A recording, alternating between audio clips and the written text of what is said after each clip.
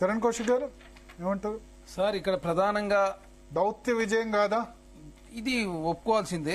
ఎందుకంటే మనకు 8 అరబ్బీ జలసంధి మూసివేసిన ద్వారా ఇబ్బంది అవుతుందని చెప్పి భావించింది. ఎందుకంటే 85% 90% వరకు అక్కడి నుంచి వస్తా ఉంది. కాబట్టి ఇది ఏదైతే ఇరాన్ మనకు అదే భారతదేశానికి అవకాశం కల్పించడం ఇది కొంత అదేవిధంగా భారతదేశానికి లాభదాయకమే.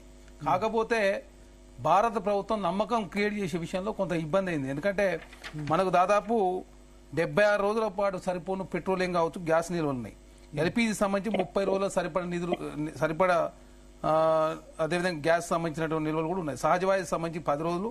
అదే కాకుండా ఆహార ధాన్యాలకు సంబంధించి 354 మిలియన్ టన్నుల ఆహార ధాన్యాలు కూడా ఉన్నాయి. కాకపోతే 85% చమురు దిగుమతి చేసుకోవడం, యుద్ధం కారణంగా ముడి చమురు క్రూడాయిల్ ధరలు పెరిగినాయని చెప్పేసి ప్రచారం జరగడంతో ప్రధానంగా ఎల్పీజీ సంబంధించిన ధరలు 60 రూపాయలు పెరగడంతో ప్రధానంగా భయాందోళనకు గురైనటువంటి ప్రజలు అదే గ్యాస్ ధరలు పెరుగుతాయి కాబట్టి గ్యాస్ ధరలు పెరుగుతున్నాయి కాబట్టి గ్యాస్ సిలిండర్లు ఎక్కువ పర్చేజ్ చేసే ప్రయత్నం జరుగుతూ ఉంది.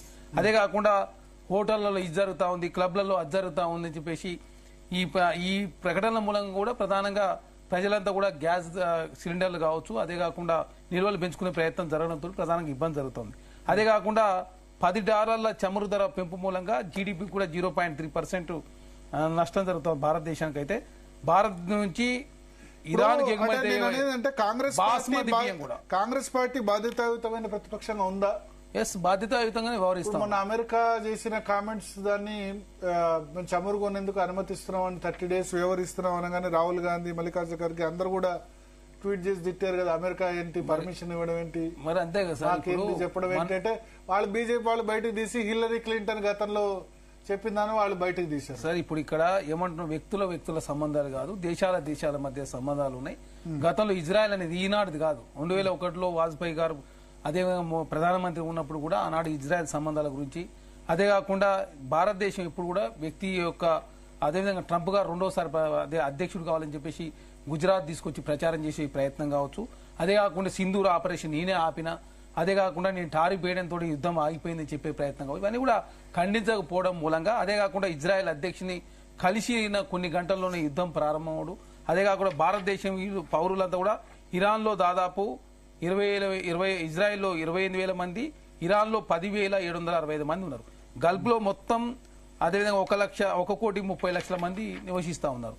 వారి విషయంలో కూడా ఎలాంటి చర్యలు తీసుకోలేదు. అదే కాకుండా ముందస్తు ప్రణాళికలతోటి భారతదేశంలో ఎట్లా యుద్ధం వస్తుంది మరి అంచనాలు వేయాలి కదా. మరి ఉంది మరి ఇప్పుడు రీసెర్చ్ అదేవిధంగా టీం ఏమిటికున్నది, అదేవిధంగా ఎవరైనా తీవ్రవాదులు భారతదేశం అటాక్ చేస్తా ఉన్నారా, ప్రపంచవ్యాప్తంగా వస్తున్న మార్పులు ఏంటి, ఏ దేశానికి అదేవిధంగా ఉక్రెయిన్ అదేవిధంగా రష్యా యుద్ధం ద్వారా భారతదేశానికి జరిగిన నష్టమైంది, ఇరాన్ ఇజ్రాయెల్ యుద్ధం ద్వారా భారతదేశానికి నష్టమైంది, అని అంచనా వేయాలి కదా.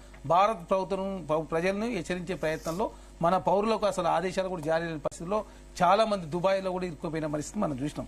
కాబట్టి అట్లాంటి దౌత్యపరమైన విషయంలో ఖచ్చితంగా భారత ప్రభుత్వం అవలంబించాల్సిన విధానం మీద ఆల్రెడీ మల్లికార్జున ఖర్గే గారు కావచ్చు, రాహుల్ గాంధీ గారు కావచ్చు, జయరాం రమేష్ గారు మాట్లాడారు.